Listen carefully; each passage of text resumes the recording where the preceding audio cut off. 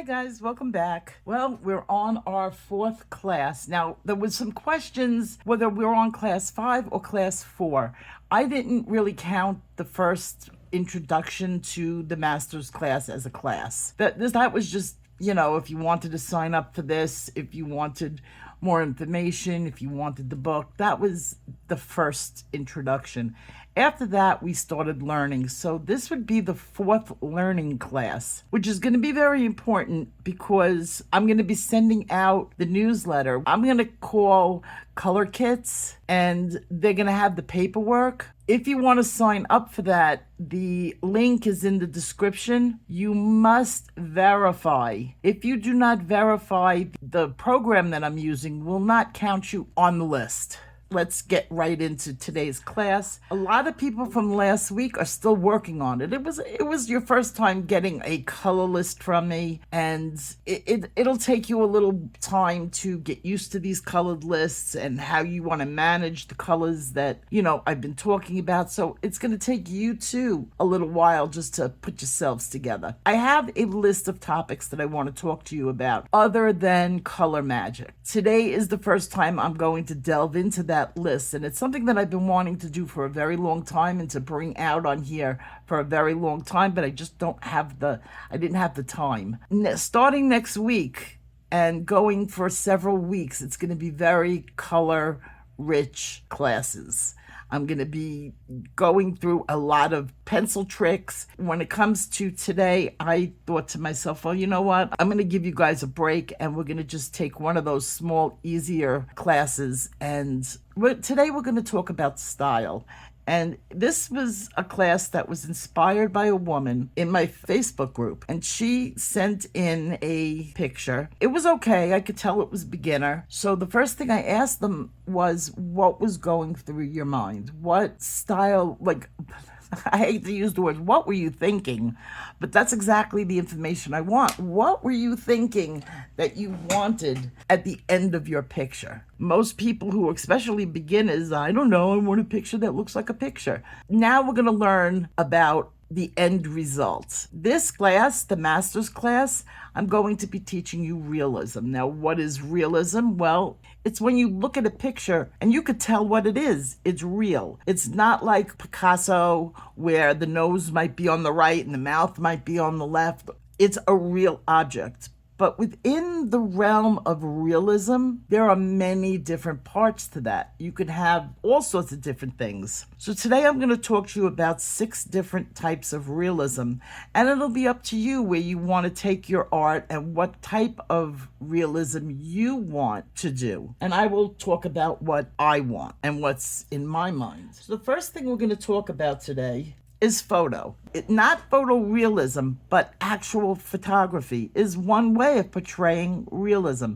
It is the camera's eye, not your eye. It's in the blink of a second, what the camera sees. And what type of art is that? It's photography. Very simple. That's the easiest one out of all of them. And I don't want to call it photorealism because we're going to talk about that thing in just a minute, but it's just taking a photo. The next one is realism. It just has realism in the title. And it's based on real life. It's what is believable and what is natural. A picture that is believable and natural is real. Very easy concept. The thing is about it, not every single detail is included. When you're looking at something, you look at the general picture. You don't look at the micro pores on it and the strings and every little detail on it.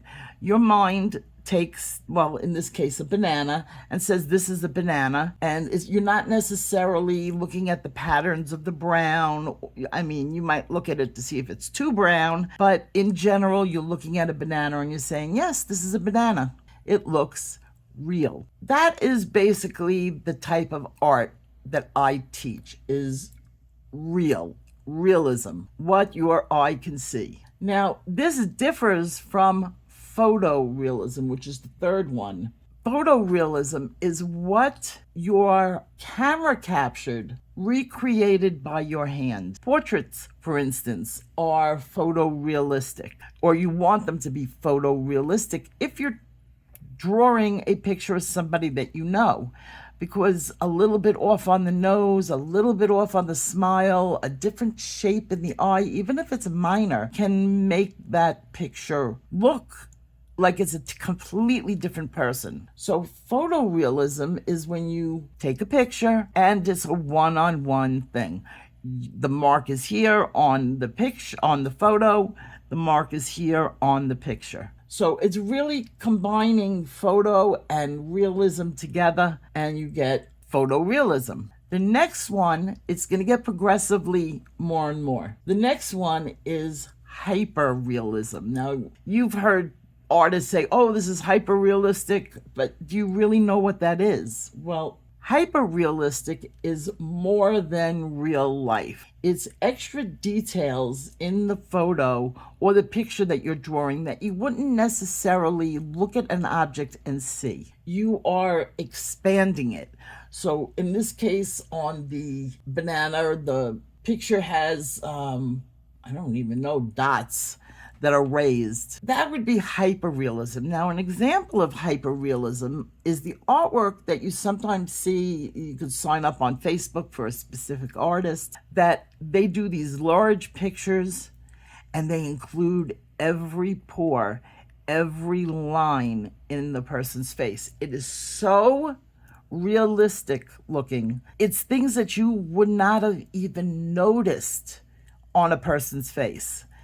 Talking about being paranoid, YouTubers are really bad about this. The audience is looking at a YouTuber and they look like the YouTuber. They don't look like anything different. And then the YouTuber stops right in the middle and goes, oh, I'm so sorry, there's a pimple right here. And they point to something you would not have even noticed or cared about. That's hyperrealism, where they're looking at their face hyper-realistic, and we're looking at it going, it's you. It's all you. Nobody cares if your cheeks are a little red today, or your eyes are a little bit more bloodshot because you were out partying last night. Nobody notices. Unless you really look like death warmed over. Then get noticed. Or you're in the beauty community. Then they'll pick you apart. So that's hyperrealism. The next is stylized. Now, stylized is going in the completely opposite direction. It's taking an object and deconstructing it, taking out the details. Is it realistic? Yes. Look on the screen. There's a banana on the screen. You know it's a banana. I know it's a banana. The monkey knows it's a banana. But it's missing a lot of the details. A lot of cartoons are like this. You know it's a banana on a cartoon, but it doesn't have all the parts or the brown and it doesn't have the details. And that's normal for cartoons. And that's actually very normal for coloring books, is stylized. That's when people go in with their pencils and they're just doing one color in each spot. You're stylizing. For some people, that's okay.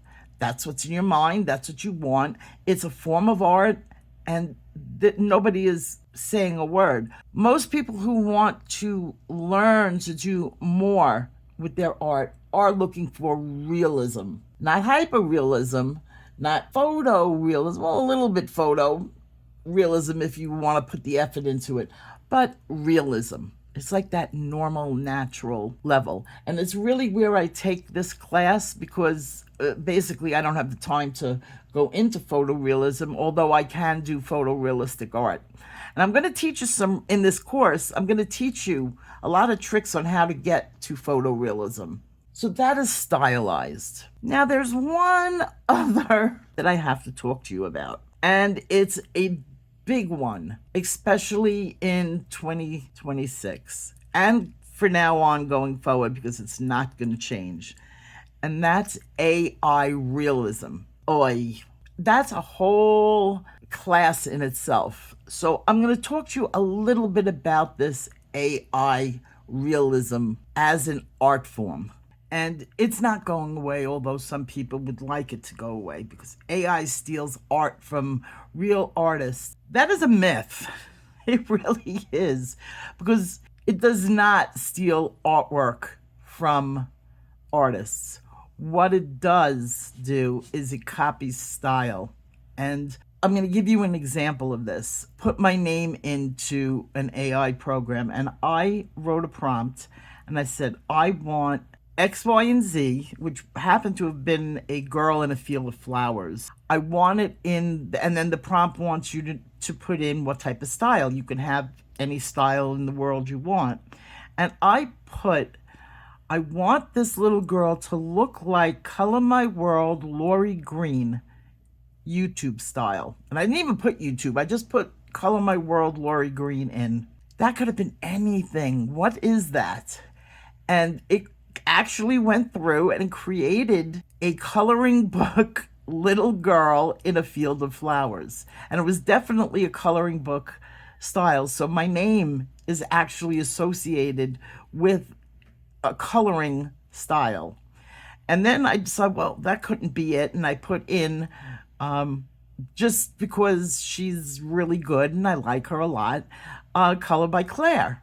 And I said, I want this little girl in Color by Claire YouTube style. And it gave me a very similar picture, which I kind of expected, but it was a coloring book style. Now, Color by Claire is just a word out there. Now, why was it able to know that we're both coloring book artists and to return to me a picture done in coloring book style? That's because we're out on the internet. In fact, I was looking to double check something, and I wrote in Google, in a Google search, my question, and it came back with the answer. And Google is run completely by AI. And I laughed because it came back quoting me. It didn't know me was me, but it came back quoting Color My World YouTube, or it came back Lori Green YouTube. You'll see that a lot of color questions that Carrie Lewis, because she has a big website for art, so they'll use her a lot. I have run into Color by Claire on there. So it was funny that we are, according to Google, the people that you listen to. And of course, there's a lot of other people that get quoted, a lot of the people on Reddit. So AI does not steal the picture. I cannot say, I want a copy of this picture by change by Lori Green and change it to this and pretend it's by Lori Green. I can't write that. AI will not write that. It won't allow you to write it in your prompt. Now, why does all AI look alike? Well, it takes all the imaginations from all the artists it sees out on the internet and kind of combines them. And it combines them into a new style that is pleasing to people, because you write, oh, did you like this picture? Was this picture acceptable? And you write yes. That means it pleased you. That means the style was pleasing to to people out there, and it will repeat that style to other people. And that is why you will see a lot of faces in AI generated videos that they all look a little bit similar. They all have that similar AI look. That is now classified as a style. Now, I use AI, obviously, imagery in my intros. I have this one girl that I use, which happened to have been created to look like my daughter, or that's what I wanted to. And I worked on her many generations into it, and that's the character that I use. But if you look at her and you look at some other things that are out on the internet, there's similarities. There isn't my character. My character is unique. It belongs to me. Although you can never copyright, which is another reason why I do it. You can't copyright an AI style. I have no choice out there to have Color My World style or Lori Green style. It's not something I can stop because I'm out there. It's already learned my name, knows who I am. And that's okay. It's just what it is, and it's going to get more and more. Style I use when I put it in the prompt, I say Pixar style. That's why so many characteristics of videos out there look similar, because it is the Pixar style. Some of you are going to say, oh, well, you're stealing from Pixar, yada, yada, yada. Pixar knows. They know this. You can do it in a Disney style, anything. You can do it in Marvel comic style. And for those who are clutching some pearls, you could do it in anime. Anime is not one thing. It's a style.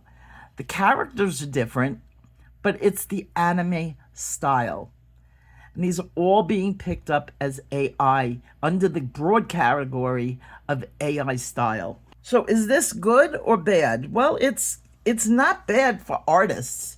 It's becoming bad because people are preferring it. It's very hyper exaggerated, and I'm going to put something up. I wanted to draw a cupcake, a simple cupcake, and I put into the AI prompt, give me a chocolate cupcake. And they gave me this really nice looking cupcake. But if you draw that cupcake and use it, because that's what artists have been doing, I can get a reference photo that is not copyright protected because I don't want to steal somebody's artwork, create this generated AI cupcake, and I know it is unique to me and I can use it. And nobody's going to hit my channel for copyright. So I get this cupcake and I start to draw it. And it's looking like this. And my lines are looking okay. And it's the same style and everything. And then it dawned on me, well, the cupcake that they gave me as a cupcake, well, yeah, it looks really good. It's nice, but it's not realistic because it was extremely shiny and it had bright everything going and highlights everywhere. And that's not what a cupcake looks like. That's not frosting. So I drew it because it was an AI rendition. Now, I didn't finish it, of course. You could see I only did some of the frosting and I still wasn't even finished when I said, okay, enough. I've done this. It's not a picture that I really, really want. And you could see I was trying to block in some colors using some ink up here just to get an idea of where my highlights were. And that's why I give you out these sheets. That's why I include them each week, is so that you can actually work out. I don't give them to you so that you can have to do 6 pictures. I give them to you so that you could work out your colors and work out your designs before you use the sheets that I actually give you. This is just scrap. I'm going to probably end up keeping this, but it'll go not as finished art. So I hope you understand now what AI style is. Is it good for reference pictures? Yeah, it can be, especially when you want to see lighting.